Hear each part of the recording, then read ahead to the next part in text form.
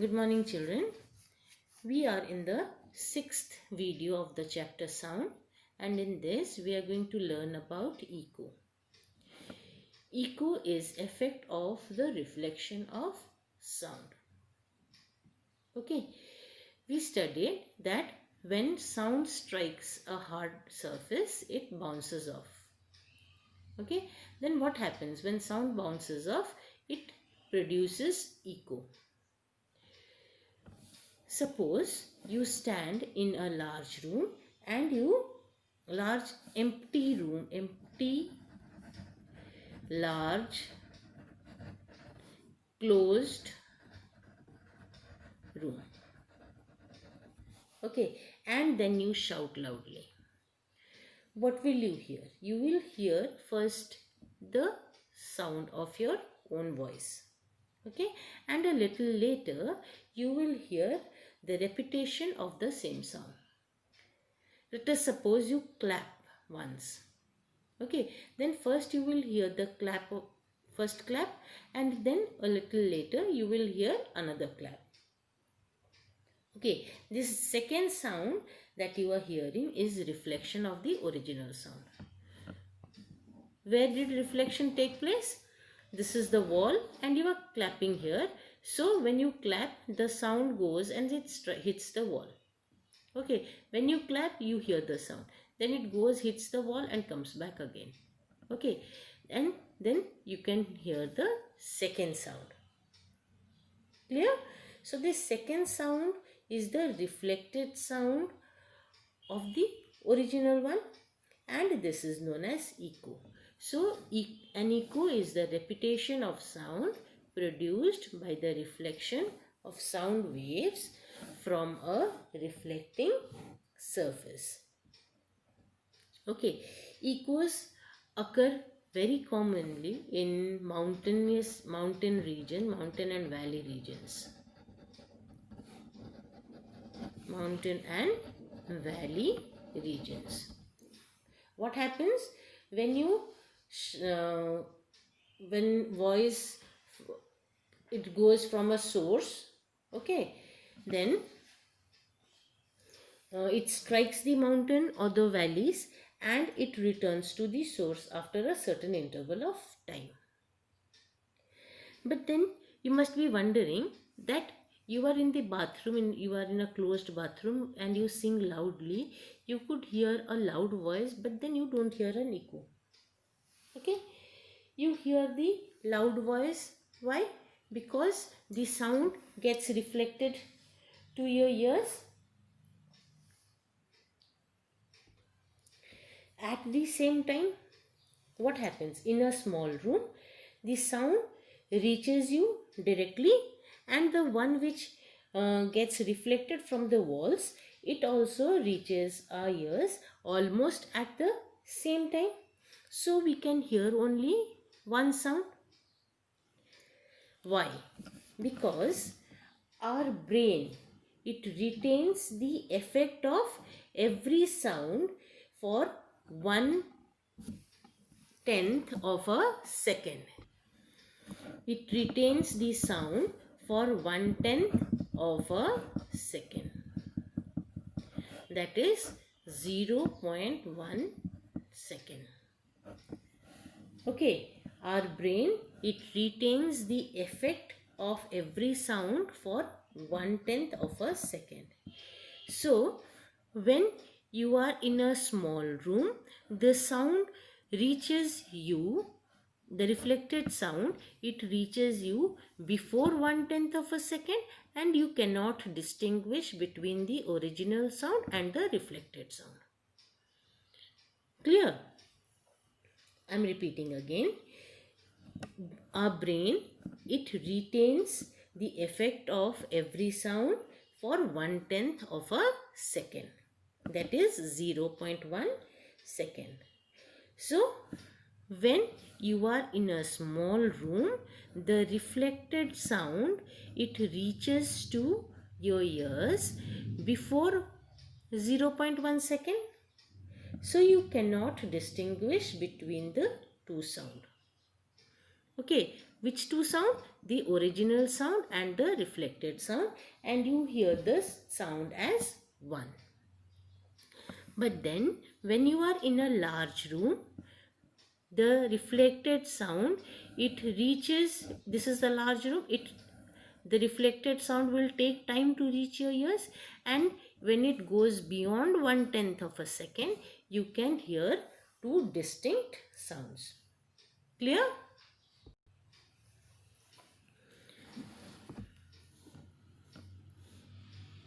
Now you must be wondering that when you are in cinema halls or in the auditoriums, which are very big rooms, why don't you hear the reflected sound? You remember that in the last video I explained you about good and bad reflectors of sound. Okay, the ones that are bad reflectors are good absorbers of sound also. So these walls and ceilings, floors of these auditoriums and the cinema halls, they are covered with sound absorbing materials. These sound absorbing materials could be porous walls, it could be curtains, it could be carpets, it could be soundproof tiles.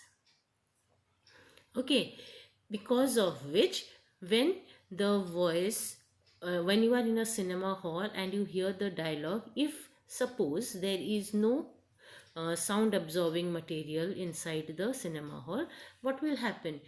All the words that are delivered, it is going to reflect back, and you will hear echo of each and every one, and the voice will not be, there will be no distinct sound you will be perceiving, isn't it?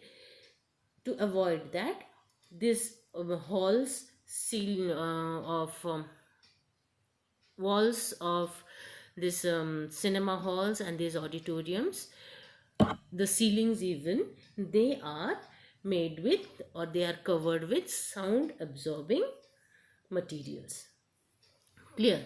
Now I told you that there should be at least 0.1 second gap between the original sound and the reflected sound. Okay, then what should be the minimum distance required for this occurrence of an echo? The speed of the sound in air at 0 degrees Celsius is 330 meter per second, and at 25 degrees Celsius it is 344 meter per second. And we know that to hear an echo, the minimum time required is 0.1 second. Okay, because this is the time till which the sensation of the sound persists in a ear. Okay, so we know the speed of the sound, we know the time required to hear an echo. Then distance traveled is what? Distance is what? Speed into time. So this is 344 meter per second into 0.1 second. Second gets cancelled, and it is 34.4 meters. Now when you hear an echo, you have this, the sound travels twice, isn't it? Between this source and the reflecting surface. Okay, it travels twice between the source and the reflecting surface before you hear an echo. So the minimum distance required between the source and the reflecting surface is what? This is the distance traveled by the sound, and since it is traveling twice, so divided by 2. This is how much? 17.2 meters. Okay, so the minimum distance is between this source of the sound and the reflecting surface should be around 17 meters to hear an echo. Okay, so the first condition that is required for occurrence of an echo is The first condition required for occurrence of an echo is that the minimum distance should be 17 meters. Minimum distance between the source of sound and reflecting surface should be 17 meters. Then the original sound should be of short duration. Okay, such as a clap or a very short duration sound should be there, so that it does not mix with the echo does not mix with the original sound. And the distance between this sorry, I told this conditions before. Then it should be loud enough so that it reaches the receiver after reflection. The sound should be loud enough so that it reaches the receiver after reflection, and there should be a large reflecting surface. There should be a large reflecting surface, such as a building, high-rise building, or mountains. It should be the large reflecting surface to produce an echo, so that the sound can strike the wall and it can bounce back. Clear about the conditions? Now, sometimes a sound is heard repetitively in a number of times, isn't it? Due to the reflection from different surfaces. This is known as reverberation. This is heard when the two sound signals, the original and the reflected one, they reach the brain at the time interval of less than 1/10 of a second. Okay, so they are not heard as distinct sound, but they combine and they produce a prolonged sound wave. Clear? I hope you all have understood till here. In the next video, we are going to learn about application of echo, that is sonar, sound navigation and ranging. Thank you.